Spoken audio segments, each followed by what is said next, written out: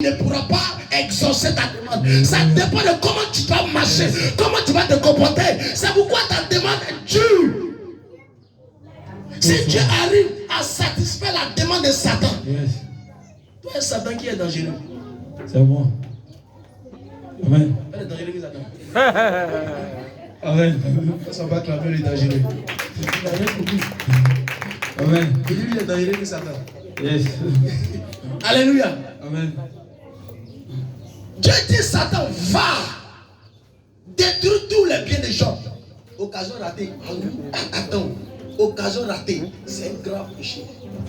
Quand Satan descend, Satan dit Job, champion, moi il n'y a pas ta permission. Il y a eu reçu permission depuis en haut. Donc toi là, même si tu la mets pas, je ne veux pas. La main est fermée déjà. Donc c'est-à-dire il va zouker dans la vie des gens. Il va zouker mais. Les gars, il zouk non et puis il la laisse. Parce qu'il n'y a pas quelqu'un qui vient tenir. Ou qui doit tenir la main qui la main est fermée. Donc il laisse Dieu même là.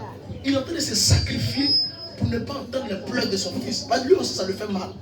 Donc à cause de nos comportements parfois, Dieu oublie de prendre un temps de privation. C'est-à-dire de tourner le dos pour ne pas. Ça lui fait mal. Mais il est obligé de faire ça parce que toi, il faut comprendre qu'il t'aime. C'est parce qu'il t'aime qu'il te châtie. C'est parce qu'il t'aime qu'il chauffe, il fait tout. Sinon le diable ne peut pas fermer sur ta vie tant que Dieu n'a pas donné OK. Yes. Donc si Satan vient détruire, c'est parce qu'il a reçu probation, vocation d'être El Elyon. La Bible dit il ne sommeille pas, il ne dort pas. Ça veut dire il te connaît. Le monde est dans sa main. La Bible il tient le monde dans sa paume. Dieu n'est pas obligé. Regardez, Dieu n'est pas obligé de dire à Satan, va attaquer Job. Dieu n'est pas obligé de dire ça. Si Dieu veut détruire le monde, il suffit de faire comme ça, le monde est détruit. Si Dieu veut détruire ta vie, il suffit de... Il ne force pas. Il fait comme ça seulement. Ta vie, tu dors, tu ne te réveilles plus. Si Dieu veut fermer le monde là, on n'est pas obligé d'envoyer des avions. On n'est pas obligé. Il est assis là-bas et puis il prend sa robe seulement. Il fait comme ça. C'est fini, il donne l'eau. Le monde là, ça ne peut plus exister. Vous allez voir des tremblements de terre partout. Mais Dieu, il est souverain sacrificateur. Il y a des élus dans ce pays. Il y a des enfants de Dieu qui règnent dans le monde. Donc Dieu ne peut pas détruire la nation sans que ses enfants ne sont pas partis. Yes. C'est pourquoi il prend le temps avant l'avènement. Donc avant que cela n'arrive là, toi tu ignores, tu ne sais pas quand est-ce que ça va venir. Il te dit ma fille, avant que ça n'arrive, je connais le projet que j'ai formé sur toi. Ce sont les projets de paix et de bonheur. Mais toi, respecte ta voix, marche normalement, obéis à ma voix. C'est pourquoi il a dit, si tu obéis à la voix de Dieu, donne la supériorité sur toutes les nations de la terre. C'est-à-dire toi tu vas prêter mais tu ne vas jamais emprunter. Des nations viendront prendre crédit avec toi. Yes. Ta famille viendra se prosterner pour dire, champion, donne mon crédit. C'est parce que c'est pas parce que tu es mieux qu'eux, c'est parce qu'il t'a donné un esprit de supériorité. Dieu dit, il a donné un esprit de supériorité à Daniel. Daniel, partout il partait, il avait un esprit supérieur. C'est pas parce que Daniel était mieux, mais c'est parce que Daniel marchait dans la loi de Dieu. Daniel faisait ce que Dieu lui disait de faire. Mais toi, pose-toi la question ce matin, depuis que tu es converti, qu'est-ce que tu as fait de bon pour Dieu? Bien sûr. Qu'est-ce que tu as fait de bon pour Dieu? Qu'est-ce que toi-même là, si aujourd'hui Christ descend un coup et puis te demande qu'est-ce que tu as fait le plus cher pour Dieu, tu vas dire quoi? Je viens à l'église. Mais censé vient à l'église. Je chante. Et Lucifer chante là-bas. Satan même chante. Qui comprend? Amen. Il n'y a pas quelque chose que tu vas dire que tu as fait le plus cher pour Dieu. C'est pourquoi il dit la seule chose qu'il te demande, c'est ton obéissance. C'est ton obéissance qui sera le sacrifice ultime pour lui, sa personne. Ton obéissance, c'est tout, il faut obéir. C'est pourquoi il dit l'obéissance vaut mieux que tout. Parce que quelqu'un qui est obéissant, même si tu lui dis il faut venir à 8h, 0, il va s'arranger pour aller chez les autres. Quelqu'un qui est obéissant, quand tu vas lui dire, faut pas, tu vas partir où tu t'en vas là. Il ne va pas partir, même si c'est son fils ou sa fille qui est parti, ou son grand-père, sa grand-mère qui est décédée, il ne va pas mettre ses pieds. Quelqu'un qui est obéissant, même si tu lui dis, il faut taper 3 jours de chaîne, il va le faire normalement.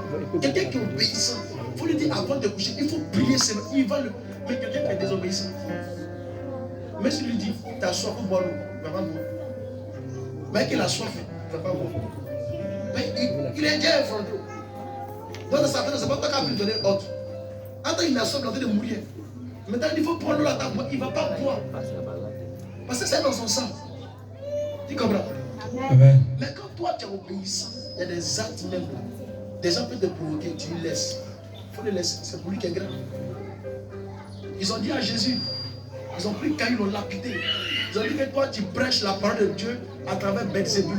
Que toi tu es un démon. Jésus dit ça fait rien. Si moi j'ai un démon, vous pensez qu'un démon peut chasser un démon? Il dit c'est parce que toi ton démon là c'est un bon démon. Et ce démon là sont bons.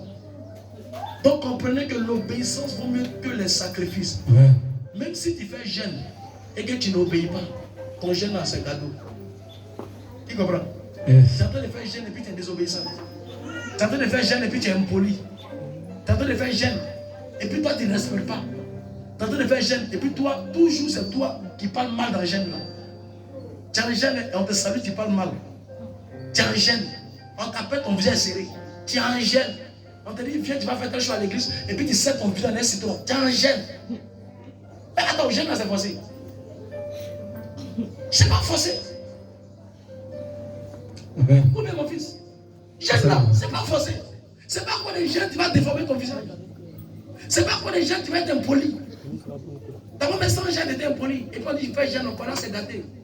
Là, même quand tu marches, même là, on ne peut pas te saluer, on ne peut pas te regarder. Et puis toi, tu penses que dans le jeûne, ça là. Satan, lui, me vient s'asseoir et puis il dit, ouais, nous sommes là. On va dîner à table quand tu vas couper. Coupe, tu payes pour eux, toi et mon couple. Elles sont pas clamées. Amen. Apprenez et retenez une seule chose. Si tu ne fais pas l'œuvre de Dieu, c'est impossible. Si tu n'es pas obéissant, tu ne pourras jamais voir l'approbation de Dieu. Ton devoir, ta tâche, ce qui t'a été recommandé, il faudrait que tu le fasses. Parce que si tu ne le fais pas, moi je n'ai pas parlé. Viens à l'heure que tu veux, viens faire le jour que tu veux.